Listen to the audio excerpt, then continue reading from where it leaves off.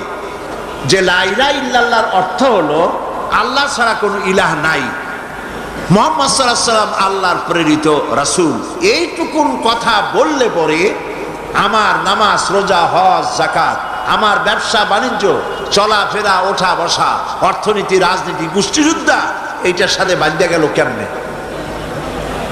প্রশ্ন উঠতে পারে। এটা আমি এইভাবে বুঝাই, দৃষ্টান্তটা এভাবে দেই। যখন লোকেরা বিবাহ করে, বিবাহ করার সময় মেয়েকে বলা হয়,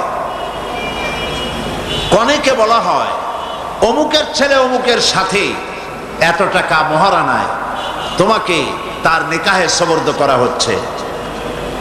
মহিলা তখন মৌন সম্মতি অথবা মুখ খুলে বলে আলহামদুলিল্লাহ কবুল করলাম, একটা কিছু বলে বা চুপ করে থাকে।